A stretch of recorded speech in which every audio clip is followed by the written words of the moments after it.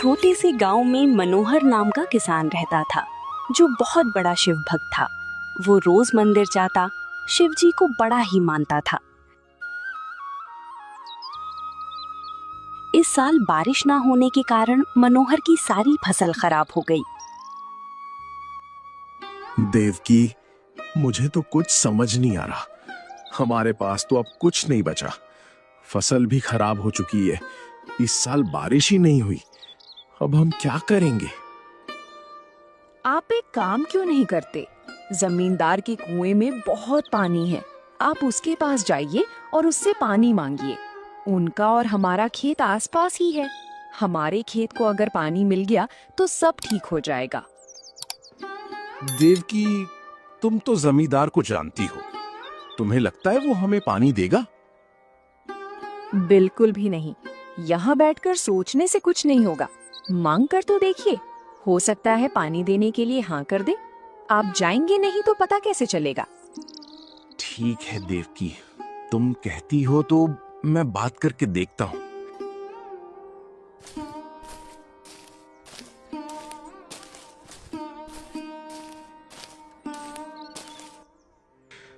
जमींदार जी, बारिश ना होने के कारण मेरा खेत पूरा सूख चुका है। मुझे पानी की जरूरत है। क्या आप मुझे अपने कुएं का पानी खेत के लिए दे सकते हैं? आपकी बड़ी मेहरबानी होगी।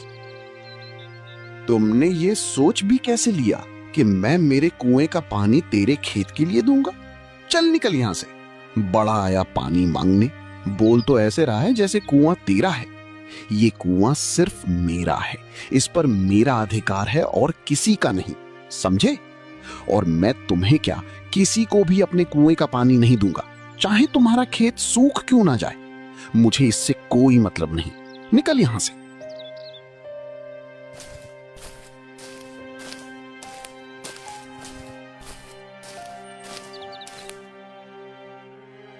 क्या हुआ जी? जमींदार ने क्या कहा? वही देवकी जो मुझे लगा था। मैंने तो तुमसे पहले ही बोला था कि वो नहीं मानने वाले। अब हम क्या करेंगे? एक तो घर में भी अनाज खत्म होने को आया है। कुछ दिनों का गुजारा ही हो पाएगा, फिर हम क्या करेंगे? आप कहीं कुछ काम क्यों नहीं देख लेते? ठीक है, मैं देखता हूं अगर कहीं कोई काम मिल जाए। मनोहर गांव में काम ढूंढने जाता है, लेकिन उसे कहीं पर भी काम नहीं मिलता। मनोहर निराश होकर घर लौट आता है। कुछ दिन ऐसे ही बीत जाते हैं और घर में अनाज खत्म हो जाता है। मनोहर और देवकी दोनों चिंता में पड़ जाते हैं। सुनिए जी, आज तो खाने को कुछ भी नहीं है। थोड़ा सा चावल बचा था, वो मैंने मुन्नी को दे दिया है। आज हमें भूखा ही सोना पड़ेगा। और ऐसा कब तक चलेगा जी? हम तो भूखा रह लेंगे, लेकिन अपनी छोटी सी बच्ची को भूखा कैसे रखेंगे? आपको कुछ ना कुछ करना ही पड़ेगा। क्या करूं देवकी, मेरी तो किस्मत ही खराब है। मैं हर तरह की कोशिश करके देख चुका हूं, कहीं कोई काम ही नहीं मिल रहा। इस साल तो फसल भी नहीं बची। पता नहीं अब कैसे गुजारा होगा।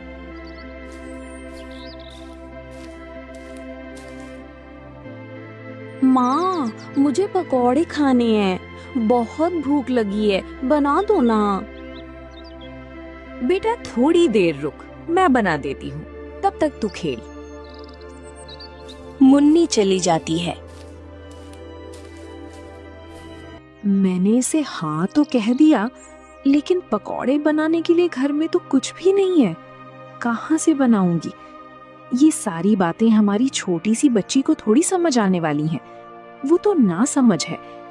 आप एक काम करिए, जंगल जाकर लकड़ियां ले आइए और आप उन्हें बेच आइए। थोड़े पैसे मिल जाएंगे तो आते समय सामान लेकर आइएगा।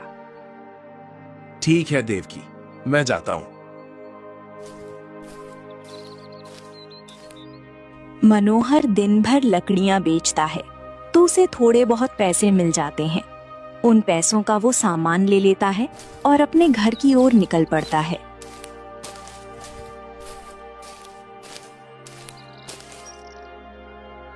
मामा, पिताजी कब आएंगे? मुझे बहुत भूख लगी है। बस थोड़ी देर बेटा, पिताजी अभी आते ही होंगे।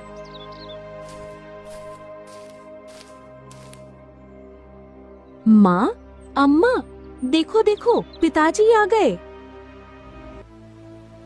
देवकी, मैं सामान लेकर आया हूँ और जो मुन्नी कहती है उसे बनाकर दे दो। देवकी खाना बनाती है।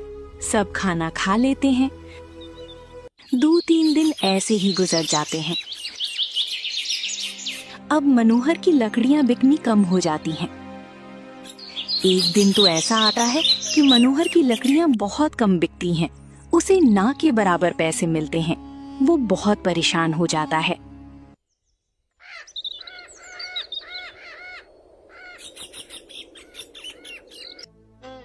क्या करूं? आज देवकी ने तो आटा लाने के लिए कहा था।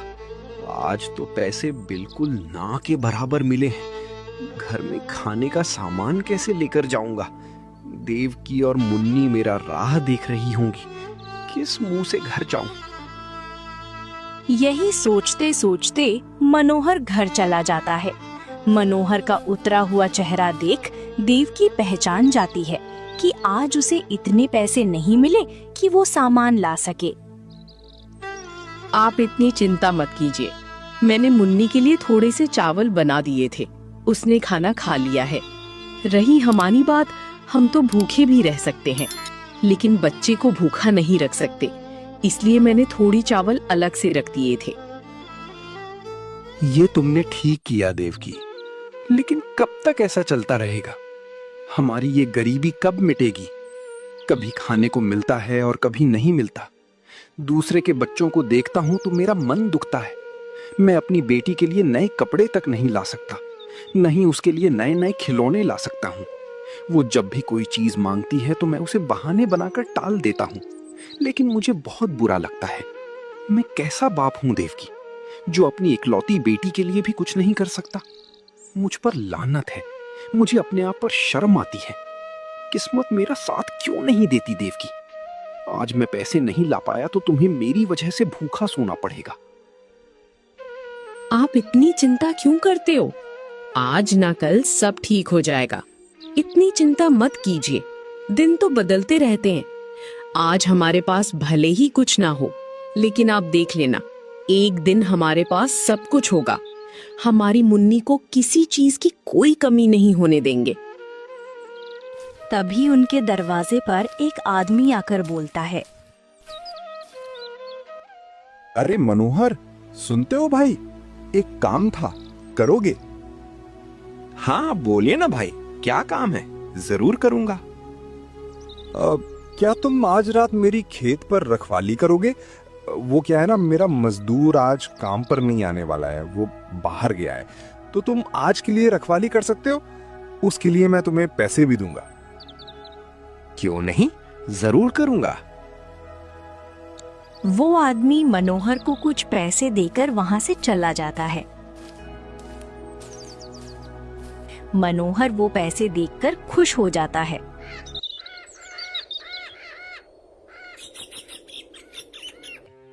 ये तो बहुत अच्छा हुआ। हमें इस वक्त पैसों की बहुत ज्यादा जरूरत थी। हाँ मनोहर, तुम बिल्कुल सही कह रहे हो। मैं कुछ सामान लेकर आता हूँ, तुम जल्दी से खाना बना दो, फिर मुझे उसके खेत भी तो जाना है।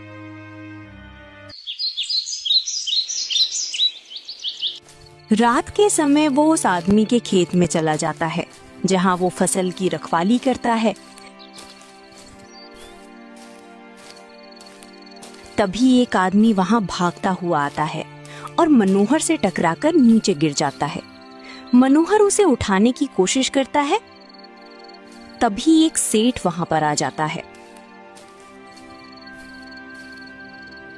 बहुत बढ़िया भाई जो तुमने इसे पकड़ लिया। ये मेरे सोने के सिक्के लेकर भाग रहा था। ये चोर है। अच्छा हुआ जो तुम यहाँ पर थे और तुमने इसे पकड़ लिया, नहीं तो मैं तो आज लुट ही जाता। माफ कर दो साहब, मैं आइंदा ऐसा नहीं करूंगा। इस बार जाने दो, माफ कर दो। तुझे माफ कर दूं? बिल्कुल भी नहीं। तूने तो आज मुझे बर्बाद करने की सोची थी और मैं तुझे माफ कर दूं? सुनो भाइयों, ले जाओ इसको और पुलिस के हवाले कर दो। ये लो मनोहर, इसमें से कुछ सिक्के तुम रख लो, ये तुम्हारा इनाम है। मनोहर को भी उन सिक्कों की बहुत जरूरत थी, इसलिए मनोहर खुशी खुशी वो सिक्के रख लेता है। वो आदमी वहां से चला जाता है। ये तो बहुत अच्छा हुआ कि मुझे ये सिक्के मिल गए। मुझे इन सिक्कों की बहुत ज्यादा जरूरत थी। इन सिक्कों से मैं कुछ ना कुछ करके अपने घर का गुजारा कर ही लूंगा।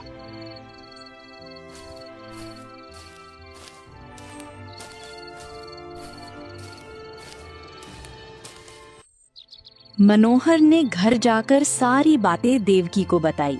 देवकी भी ये सुनकर बहुत ज्यादा खुश हो गई। सुनिए जी, मैं क्या सोच रही हूँ, हम इन सिक्कों से ना एक गाय खरीद लेते हैं। अगर हमारे पास गाय आ गई तो हम उसका दूध बेचकर और पैसे कमा सकेंगे और हमें इसी तरह रोजगार भी मिल जाएगा। फिर हमें धन की तंगी नहीं आएगी, हमारे पास रोज पैसे आएंगे। और हमारे गांव में एक ही तो दूध वाला है, वो भी कभी आता है तो कभी नहीं आता। गांव के लोगों को दूध ही नहीं मिल पाता क्योंकि हमारे गांव में बहुत ही कम लोगों के पास गायें हैं। तो मुझे लगता है हमें दूध का ही व्यापार करना सही रहेगा। तुम ठीक कहती हो देवकी, मैं कल ही जाकर गाय खरीद कर लाता हूँ।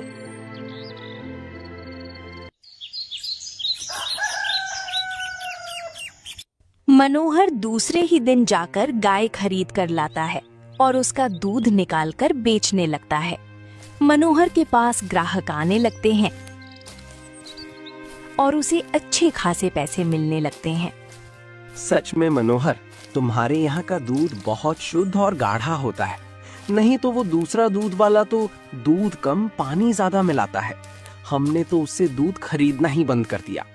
आज से रोज हम तुम्हारे यहाँ ही आएंगे और यही दूध खरीदेंगे। मनोहर ये सब देख बहुत खुश हो जाता है। ये सारी बातें दूसरा दूध वाला सुन रहा होता है। उसे मनोहर पर बहुत गुस्सा आता है।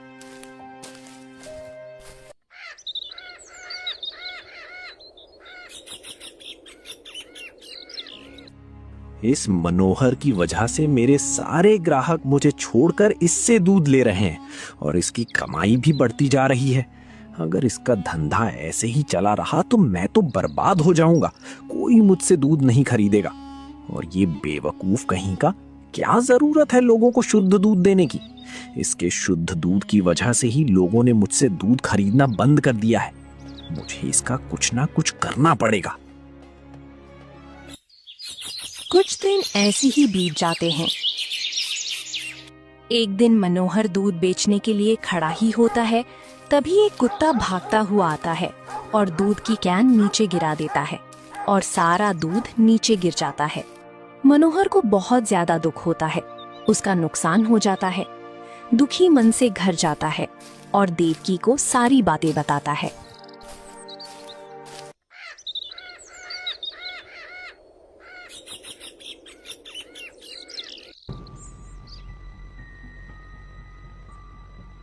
अगले दिन मनोहर गाय के पास जाता है। देखता है तो वहां गाय ही नहीं होती। ये क्या? गाय कहाँ चली गई? कहीं मेरी गाय चोरी तो नहीं हो गई है? हे भगवान, ये तूने क्या किया? अब मैं क्या करूंगा? ये गाय ही तो मेरे रोजगार का जरिया थी। इसके भरोसे तो मेरा घर चल रहा था।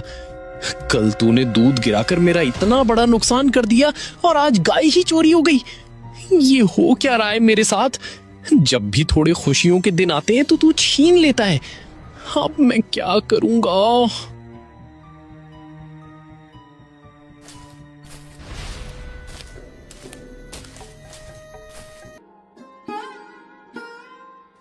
ये आप क्या कह रहे हैं जी? इतना बड़ा नुकसान, ये क्या हो गया? अब हमारा क्या होगा? कुछ नहीं देवकी, हमारा नसीब ही खराब है। ऊपर वाले ने मेरी भक्ति का मुझे ये सिला दिया है। मैंने उसकी बहुत भक्ति की है ना, और करता भी हूं। शायद ये उसी की सजा है। जो भी उसकी भक्ति करता है वो उसे सजा देते हैं। जैसे मुझे दे रहे हैं। मुझे थोड़ी सी खुशी मिली थी वो भी उनसे देखी नहीं गई, मुझसे छीन ली। जब भी कुछ करने जाऊं सब उल्टा होता है। आप ऐसी हिम्मत हार जाएंगे तो हमारा क्या होगा? हम तो आपके ही सहारे हैं ना। हिम्मत रखिए, एक ना एक दिन सब कुछ ठीक जरूर होगा।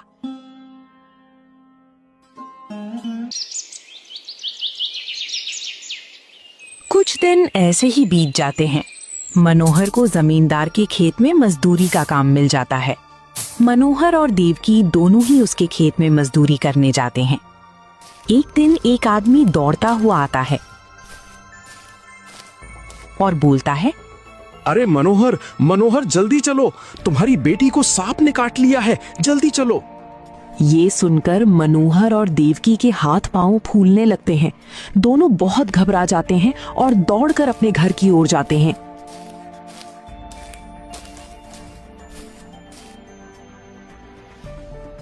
अरे जल्दी से वैद्य जी को बुलाकर लेकर आओ, नहीं तो पता नहीं क्या होगा। जल्दी जाओ, नहीं तो ये बच्ची नहीं बच पाएगी। मनोहर दौड़ता हुआ वैद्य जी के पास जाता है, लेकिन वैद्य जी वहां नहीं होते और जोर की बारिश होने लगती है। अब मैं क्या करूं? वैद्य जी तो यहाँ नहीं है। मुझे दूसरे गांव जाना होगा। मुझे जल्दी करनी होगी, नहीं तो मैं मेरी बच्ची को खो दूंगा। आज अगर मेरी बच्ची को कुछ हुआ तो आज के बाद मैं ईश्वर को मानना ही छोड़ दूंगा। बहुत हो चुका। मैं जितना सहन कर रहा हूं उतना ही ईश्वर मुझे तकलीफ दिए जा रहे हैं। मेरी मुसीबत कम होने का नाम ही नहीं ले रही। आज के बाद मैं ईश्वर को मानना ही छोड़ दूंगा। मनोहर बारिश में ही दौड़ता हुआ दूसरे गांव की ओर बढ़ जाता है। नदी पार करते समय मनोहर का पैर फिसल जाता है और वो नदी के बहाव में आ जाता है। तभी एक बाबा जाकर उसे बचाते हैं। अरे बेटा, तुम ठीक तो हो? तुम्हें कहीं चोट तो नहीं लगी? मनोहर जोर जोर से रोने लगता है। क्या हुआ बेटे? बहुत परेशान हो? आपने मुझे क्यों बचाया बाबा? मैं मर जाता तो ही अच्छा था। मेरी बेटी जिंदगी और मौत के बीच जूझ रही है, उसके लिए मुझे एक वैद्य नहीं मिल पा रहा। बाबा, ईश्वर इतने कठोर कैसे हो सकते हैं कि अपने भक्तों को इतना दुख देते हैं? उनको अपने भक्तों का दुख, उनकी पीड़ा दिखाई नहीं देती। ये कैसा ईश्वर है? मुझे तो अपने आप पर शर्म आ रही है कि मैं ऐसे ईश्वर की भक्ति करता रहा जिसने सिर्फ मुझे आज तक दुख ही दुख दिया है। जब भी मुझे कोई सुख मिलता है उसे देखा नहीं जाता, वो मुझसे छीन लिया जाता है। आज तो उसने हद ही कर दी। आज उसने मेरी बेटी की जान पर बनाई है। पता नहीं मेरी बच्ची जिंदा होगी भी या नहीं। और तो और उसने मेरी भी जान लेनी चाहिए। उसने एक बार भी मेरे परिवार के बारे में नहीं सोचा। मैं आज से ईश्वर का त्याग करता हूं। आज के बाद मैं कभी भी ईश्वर पर भरोसा नहीं करूंगा, क्योंकि वो भरोसे लायक है ही नहीं। उसने बार बार मेरा भरोसा तोड़ा है। अब नहीं, बहुत हो चुका। तुम्हारी सोच गलत है बेटा। तुमने ईश्वर को समझा ही नहीं। ईश्वर कभी भी अपने भक्तों का बुरा नहीं करते। जब भी कुछ बुरा होने वाला होता है, वो अपने भक्तों की रक्षा करने आते हैं और उन्हें बचाते हैं, जैसे आज तुम्हें बचाया है। ये आप क्या कह रहे हैं बाबा? आप जैसा कह रहे हो वैसा कुछ नहीं है। ईश्वर है ही नहीं। अगर होते तो ये सब कुछ नहीं होता। मैं तुम्हें समझता हूं। मेरी बात ध्यान से सुनो, तब तुम्हें सब समझ में आ जाएगा। तुम्हें तुम्हारे हर सवाल का उत्तर मिल जाएगा। जब तुम्हारे घर में खाने को एक दाना तक नहीं था, तब तुम्हारे यहाँ पैसे देकर खेत की रखवाली करने के लिए जो आया था, वो कोई और नहीं, ईश्वर ही था, ताकि उन पैसों से तुम्हारे घर का गुजारा हो सके। ये सब ईश्वर की ही माया थी कि तुम उसी दिन खेत में रखवाली करने गए और उसी दिन तुम्हारे हाथों अनजाने में एक चोर पकड़ा गया, जिसके इनाम स्वरूप तुम्हें कुछ सिक्के मिल गए। वो देने वाला भी ईश्वर ही था। उन सिक्कों से तुमने व्यापार शुरू किया और तुम्हारा घर बड़े आराम से चलने लगा। ये सब ईश्वर ने ही किया था। और मेरा जो इतना बड़ा नुकसान हो गया, ये भी ईश्वर ने ही किया था। बोलिए ना बाबा। तुम दूध बेचने लगे थे, तुम्हारी अच्छी कमाई होने लगी थी। ये बात देखकर दूसरा दूध वाला तुमसे जलने लगा और उसने जानबूझकर तुम्हारे दूध में जहर मिला दिया। अब तुम ही सोचो, अगर जहर मिलाया हुआ दूध तुम लोगों को बेच देते तो कई लोगों की जान चली जाती और सारा इल्जाम तुम पर आ जाता। ईश्वर ने तुम्हें इन सब से बचाया है, तुम्हारा नुकसान नहीं किया, बल्कि तुम्हें बहुत बड़ी मुसीबत से बचाया है। तुमने उसकी भक्ति बहुत की है और वो भी दिल से की है, इसलिए तुम बच पाए, नहीं तो आज तो अनर्थ हो जाता। आज तुम्हारी भक्ति ने ही तुम्हें बचाया है, नहीं तो नदी में गिरकर तुम्हारी जान चली जाती। आज अगर तुम जिंदा हो तो इस ईश्वर की वजह से जिंदा हो। और तुम अपनी बेटी के बारे में चिंता मत करो, ईश्वर ने तुम्हारी वो चिंता भी मिटा दी है। आज तुम्हारी बेटी तुमसे छिन जाती, लेकिन ईश्वर ने साक्षात जाकर उसे बचाया है। तुम यहां से अपने घर जाओ, तुम अपनी बेटी को स्वस्थ पाओगे। उसे कुछ नहीं हुआ है, वो बिल्कुल ठीक है। ये सब ईश्वर ने ही किया है और तुम उन्हें धन्यवाद देने की बजाय बुराई कर रहे हो। माफ करना बाबा, पता नहीं मुझे क्या हो गया था। मैं ईश्वर पर भरोसा खो बैठा था, मुझसे गलती हो गई, मुझे माफ कर दीजिए। बेटा, ईश्वर परीक्षा बहुत लेते हैं, लेकिन उस परीक्षा में भी वो कहीं ना कहीं हमारे साथ ही होते हैं। कई बार पिछले जन्म के कर्म होते हैं जो हमें इस जन्म में भुगतने पड़ते हैं। हमें उन परीक्षाओं का सामना डट कर करना चाहिए, ना कि हिम्मत हार कर। वैसे मैं तुम्हें बता दूं कि तुम्हारी परीक्षा यहीं समाप्त होती है। इसके बाद तुम्हारा भविष्य उज्जवल ही उज्जवल है। अब तुम्हें किसी मुसीबत का सामना नहीं पड़ेगा। तुम्हारे दुख भरे दिन यहीं समाप्त होते हैं। आज के बाद तुम जो भी काम करोगे, तुम्हें उसमें सफलता प्राप्त होनी ही होनी है। तुम्हें वो सब कुछ मिलेगा जो तुम चाहते हो। जाओ बेटा, घर जाओ, तुम्हारा परिवार तुम्हारी राह देख रहा होगा। ये सब सुन मनोहर बहुत खुश हो जाता है और दौड़ते हुए अपने घर जाता है। घर जाकर देखता है तो उसकी बेटी ठीक होती है। वो अपनी बेटी को देखकर चौंक जाता है और देवकी से पूछता है, देवकी, इसे तो सांप ने काटा था ना, फिर इसका इलाज किसने किया? ये तो बिल्कुल स्वस्थ दिख रही है, ये कैसे हुआ? हमारे गांव में वैद्य जी थे ना, वही आए थे, उन्होंने ही इसका इलाज किया है। और देखिए ना, पता नहीं कैसे चमत्कारी जड़ी बूटी लगी, हमारी बेटी तो बिल्कुल उठ पड़ी। ऐसा लग रहा है जैसे इसे कुछ भी नहीं हुआ था, बिल्कुल स्वस्थ है। ये तो चमत्कार ही हो गया। और आप कहाँ चले गए थे? हम आपको ढूंढ रहे थे, इतनी देर कहाँ लगा दी? मनोहर सोच में पड़ जाता है।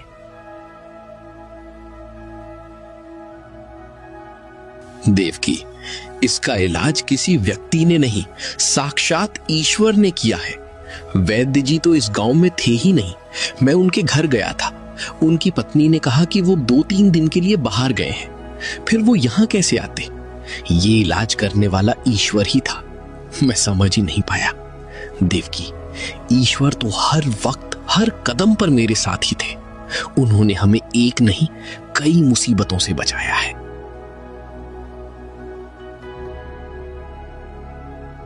और मनोहर सारी बातें देवकी को बताता है। सच में, आज अगर ईश्वर हमारा साथ ना देते तो पता नहीं क्या अनर्थ हो जाता। आज के बाद हम इस पर कभी शंका नहीं करेंगे, चाहे कुछ भी हो जाए। आज मुझे ये बात समझ आ गई कि ईश्वर जो भी करते हैं वो हमारी भलाई के लिए ही करते हैं। जो कुछ भी होता है उसके पीछे कोई ना कोई वजह जरूर होती है। चोट तो देता है, लेकिन मरहम भी वही लगाता है, वो भी ऐसा कि हम उस चोट के दर्द को भूल जाते हैं।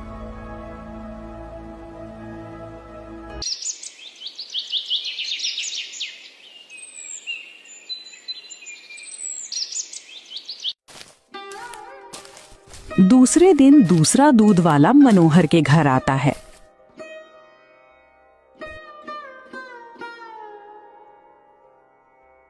मनोहर भाई, मुझे माफ कर दो। ये लो तुम्हारी गाय। इसने तो मुझे दूध ही निकालने नहीं दिया। मैं लालच के मारे इसे लेकर गया था। सच बताऊं तो मुझे तुमसे जलन होने लगी थी। मुझे माफ कर दो, मैंने तुम्हारे साथ बहुत बुरा किया। कोई बात नहीं, आखिर तुम्हें एहसास तो हुआ और एक बात, अगर तुम चाहते हो कि तुम्हारा काम भी अच्छा चले तो ईमानदारी से अपना काम करो, बेईमानी से नहीं। तो तुम्हारा काम भी बहुत अच्छा चलने लगेगा, लोग तुमसे भी दूध खरीदेंगे। हाँ मनोहर भाई, आज से मैं यही करूंगा। फिर गांव में बारिश होने लगती है। ये देखकर दोनों पति पत्नी बहुत खुश हो जाते हैं। सुनिए जी, हम फिर से बुआई कर सकते हैं। आज तो बहुत अच्छी बारिश हुई है।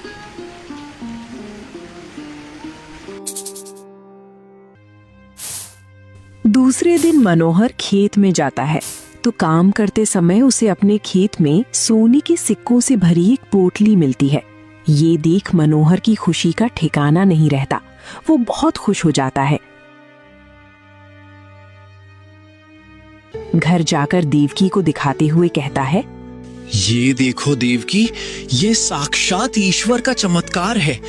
उस दिन बाबा ने सच कहा था, आखिरकार हमारे अच्छे दिनों की शुरुआत हो चुकी है। ये देखो, इसमें कितने सारे सोने के सिक्के हैं। ये हमारे खेत में ही मिले हैं।